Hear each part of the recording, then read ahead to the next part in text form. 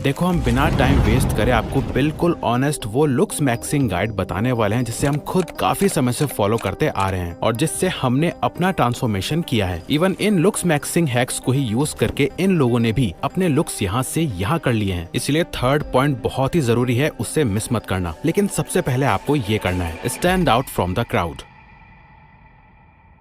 देखो ये हमने फर्स्ट नंबर पर इसलिए रखा है क्योंकि आप ये सबसे फास्ट अप्लाई करना शुरू कर सकते हो। क्योंकि अच्छे लुक्स मैक्सिंग या ग्लो अप के पीछे का मेन रीजन एक ही होता है, या तो आप अपना बेस्ट वर्जन दिखना चाहते हो या फिर आपको सबसे हट के दिखना होता है। लेकिन ज्यादातर लोग एक कॉमन गलती करते हैं कि वो वही ट्रेंड्स फॉलो करते हैं जो चल रहा होता है। जो चीज किसी फॉरेनर, अंग्रेजों, कोरियन या आपके फेवरेट स्टाइल इन्फ्लुएंसर पे अच्छी लगती है, जरूरी नहीं है कि वो आप पे भी अच्छी लगे ही। क्योंकि आप और हम सब इंडियंस हैं, आपकी स्किन टोन, हाइट और फेशियल स्ट्रक्चर अलग है, तो ये ऑब्वियस है कि आपको वही स्टाइल फॉलो करना चाहिए जो आप पर बेस्ट लगे, ना कि जो किसी और पर अच्छा लग रहा है। तो सबसे पहले ट्रेंड मत फॉलो करो, बल्कि उसका उल्टा करो। यानी जो भी आपके पास के लोग या आपके एज ग्रुप के लोग पहन रहे हैं, आपको उससे अलग करना है, ताकि आप भीड़ में मिक्स ना हो बल्कि सबसे अलग दिखो। तो आपको बस स्टाइल मैक्सिंग के सिर्फ ये 3 गोल्डन रूल्स को फॉलो करना है। फर्स्ट, आपके कपड़ों का कलर, पैटर्न और फिटिंग आप पे सूट करना चाहिए। यानी अगर आपकी स्किन डार्क है तो बहुत ब्राइट या चटक कलर्स अवॉइड करो, सिंपल शेड्स बेस्ट लगेंगे आप पे। और अगर आपकी स्किन फेयर है तो डार्क या मीडियम टोन वाले कलर्स आप पे ज्यादा अच्छे लगेंगे, जितना सिंपल उतना बेस्ट। सेकंड,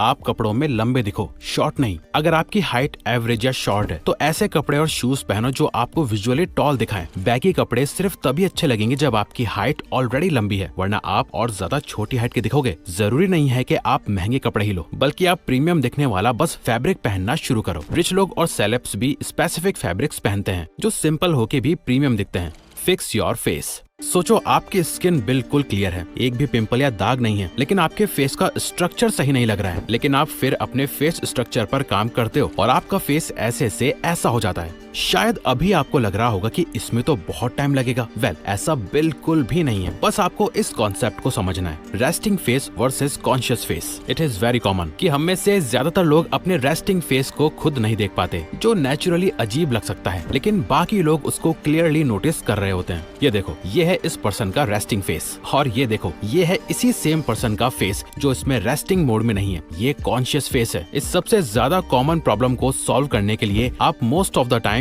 फेस मसल्स को रेस्टिंग मोड से कॉन्शियस मोड पे रखने की कोशिश करो। बस अपने फेशियल मसल्स को फील करो और हल्का सा टाइट कर लो, ज्यादा नहीं। आपका फेस लेजी या लटका हुआ नहीं लगना चाहिए। 1 सेकंड में आपकी फेशियल अटेंशन 10x हो सकती है ये करके। Celebrity skin secret. देखो, आपने ये तो सुना ही होगा कि स्किन मैक्सिंग के लिए आपको एक अच्छा स्किन केयर रूटीन फॉलो करना चाहिए। वेल, वही घिसी पिटी एडवाइस देके हम आपका टाइम वेस्ट नहीं करेंगे। आपने भी सेलिब्रिटीज से ये जरूर सुना होगा कि मैं बस ज्यादा पानी पीता हूँ या पीती हूँ अपनी स्किन अच्छी रखने के लिए, और कुछ नहीं। रियलिटी ये है कि इनमें से कुछ लोग नेचुरली गुड लुकिंग होते हैं, कुछ सर्जरीज करवाते हैं, और कुछ लोग जेनेटिकली एवरेज होने के बावजूद अपने स्किन और लुक्स पे काम करके बेहतर बनाते हैं। लेकिन फिर भी कुछ सेलिब्रिटीज बिना किसी सर्जरी के भी अपनी एज से ज्यादा नेचुरली यंग दिखते हैं, क्योंकि उनका स्किन कोलेजन लेवल अच्छा होता है। कोलेजन वो नेचुरल प्रोटीन है जो स्किन को टाइट, यूथफुल और ग्लोइंग रखता है। लेकिन जैसे जैसे हम लोगों की एज बढ़ती है, ये धीरे धीरे कम होता जाता है। आप खुद ही देखो, आपकी स्किन बचपन से ऐसी थोड़ी थी, ये आपकी एज बढ़ने और कोलेजन लेवल कम होने के साथ साथ ऐसी हुई है। और सबसे बड़ा इश्यू, हमारे लोगों की इंडियन डाइट में प्रोटीन या कोलेजन ठीक से मिल ही नहीं पाता, इसीलिए रिंकल्स, डलनेस, सैगिंग और इवन हेयर फॉल स्टार्ट हो जाता है। देखो, हम ना सिर्फ ऊपर ऊपर से नहीं बल्कि प्रॉब्लम को जड़ से ठीक करने में बिलीव करते हैं, और नेचुरली ग्लोइंग, टाइट,